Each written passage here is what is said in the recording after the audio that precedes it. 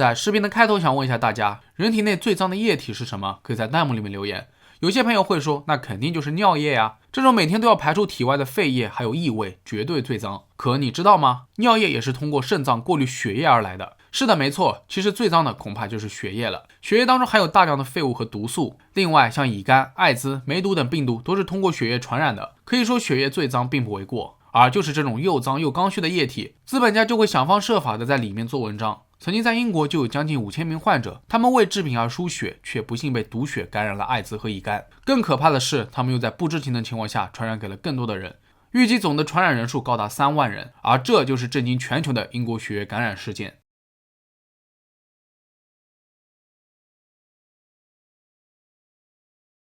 我们先简单的来了解一下血友病，这是一种遗传性凝血功能障碍的出血性疾病，换句话说就是患者的血液凝固能力很差。由于体内的活性凝血酶含量非常的低，而且这东西是没办法自我生成的，所以一旦患者出血就很难止住。最关键的是，血友病是无法彻底治愈的，很长一段时间内主要依靠输血治疗，不然就是收集个人血液当中的凝血因子，再输入到患者体内。但不管是哪种方法，治疗起来都不尽人意。直到上世纪70、80年代，一种名为第8因子的凝血剂问世，它是通过收集他人血液当中的凝血因子后制成的浓缩剂。不同于从前的治疗方式，第8因子可以被患者带入家中自行注射，非常方便。不过问题来了，由于血友病患者需求旺盛，英国本土捐赠的血浆远远不够，因此英国国家医疗服务体系开始从美国进口血液制品，所占比例大约为50%。1981年，美国科学家在一群同性恋患者身上提取到了一种病毒，它主要会摧毁人体的免疫系统，所以被称为免疫缺陷病毒，简称为 HIV。由此病毒导致的疾病便是令人闻风丧胆的艾滋病。那为什么要再提一嘴呢？是因为当时艾滋病出现后，人们普遍对它的关注度不高，而这个时间点正是第8因子凝血剂的活跃期。其实浓缩剂的使用一开始就备受争议。首先，它是将多达4万名献血者的血浆汇聚在一起，并将其浓缩以提取所需要的凝血因子而制成的。这就意味着，只要有一个样本被污染，那这一整批材料就都不能用了。其次是这些从美国进口的血液制品，大部分都是来自于有偿献血者，其中还包括了囚犯和吸毒者。本身这类群体感染艾滋病毒的风险就比较高，而且在输血之前，他们也从未进行过病毒筛查。在这样的情况下，如果血友病患者共用受污染的血液制品，后果真是惨不忍睹。最后，血友病患者从未被告知，他们用作凝血治疗的第8因子也会有血液感染的风险，所以许多专家都是极力反对的。世界卫生组织也曾警告过各国，不要从美国等肝炎高发国家进口血液制品，但英国政府多次向血友病患者保证，治疗是绝对安全的。可谁知，就是这被视为救命稻草的第8因子，竟然是毒血。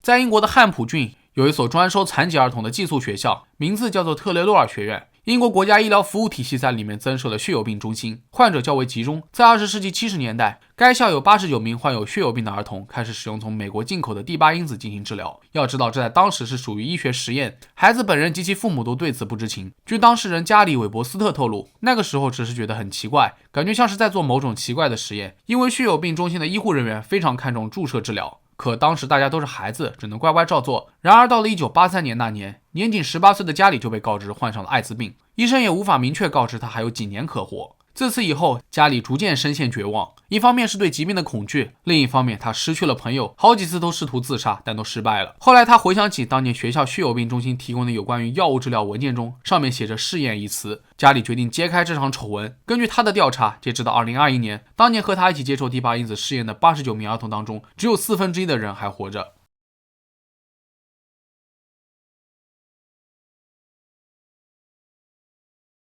1983年的3月，来自英国南威尔士的凯文·斯莱特因胃酸反流，体重骤降，身体异常疲倦，前往医院检查，可没想到诊断书上赫然写着艾滋病。凯文才20岁，是一名精密工具工程师，自出生起他就开始接受血友病治疗。另外，他从未去过美国，也没有用静脉注射过毒品，更不可能是同性恋，怎么会感染上艾滋病呢？一时间，凯文无法接受。另一边，他的主治医生阿瑟·布鲁姆教授也深感不安。作为英国顶尖的血液学家，如果排除所有其他能够感染的可能，那怀疑对象似乎只剩下第8因子了。阿瑟教授非常担心进口的第8因子被污染，那就意味着像凯文的感染者大有人在。不过阿瑟教授也不敢轻易下结论，这势必会引起恐慌。2个月后，凯文彻底病倒。随着病情恶化，他完全放弃了工作。而邻居朋友在得知到他患有艾滋病后，立刻疏远了他。就比如过马路时会刻意避开凯文家，甚至连邮递员也不敢投递到他家门口，信件都是被放到车道的尽头。然而，又是一个噩耗传来，让这个家庭雪上加霜。原来，凯文的哥哥保罗艾滋病毒检查也呈阳性。可怕的是，保罗也曾注射过第8因子。1985年6月，凯文因肺炎入院，住进了专门的隔离病房，可没有工作人员愿意进入到他的病房照顾。在最后的日子里面，凯文非常的虚弱，只能依靠家人喂食。6月23日，年仅22岁的凯文去世。由于害怕艾滋病，殡仪馆的工作人员都不敢过来拉走尸体。听说弟弟去世后，保罗悲痛欲绝。他想逃离医院，可此时的保罗瘦的只剩下20公斤，根本就无法行走。他每天都要穿着大大的套头衫，还用绷带在腿上缠了一圈又一圈，试图掩盖自己身体萎缩的可怕模样。但6年后，也就是1991年8月4日，31岁的保罗也没有撑下去，因艾滋病而去世。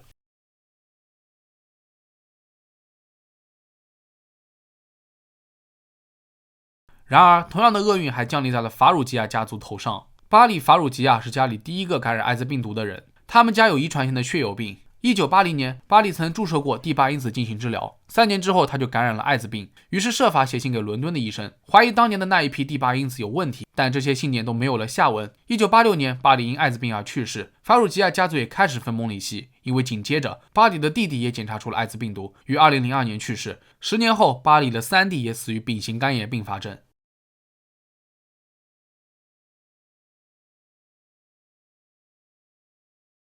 其实，在上述案例的治疗过程中，有一位来自布里斯托尔的男子也莫名其妙地患上了艾滋病。同样的，他也曾注射过第8因子。当时在美国那边，已经在血友病患者当中确诊了13例艾滋病病例，还有5例属于高度怀疑。因此，疾病控制防御中心曾公开表示，同样的情况早晚也会发生在英国，只不过是时间的问题。可即便这几个病例的情况都已经板上钉钉，有关部门仍然对外搪塞，甚至告诉血友病协会，英国血友病患者当中并没有明确的艾滋病病例。而这场英国血液污染丑闻，直到2016年才引起公众关注。受害者及家属向政府施压，要求侦查此事，给公众一个交代。可即便第8因子的治疗灾难已经成为现实，但英国政府始终否认这一错误，并拒绝进行公开调查。他们当面一套，背后一套，在背地里，卫生部门设法销毁上世纪70、80年代所有与第8因子相关的文件与医疗记录。最可恨的是，在1982年，美国报告了第1例感染艾滋病的血友病男性死亡，并且已经发出了明确警告，受污染的血液制品也会感染艾滋病。第2年，柳叶刀和世界卫生组织也不断提醒各国卫生部，要警告血友病患者注意这些危险。但英国血友病学会反而发布声明，保证第8因子是安全的，广大患者可以继续使用。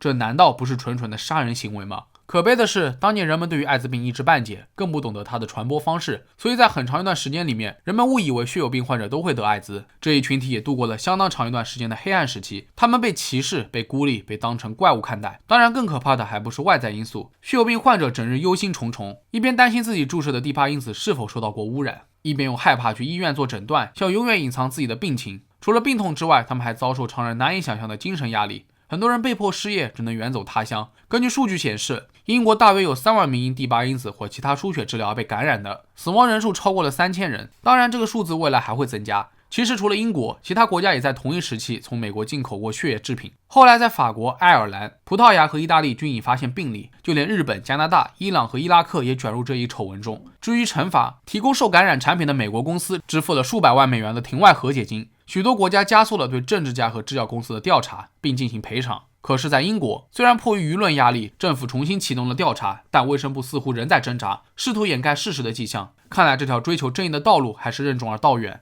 那好了，本期视频到这就结束了。各位对于这起事故有什么看法，可以在评论区下方留言。如果觉得视频做还不错的话，也别忘了点赞、收藏和关注。我是镇长，咱们下期视频再见吧。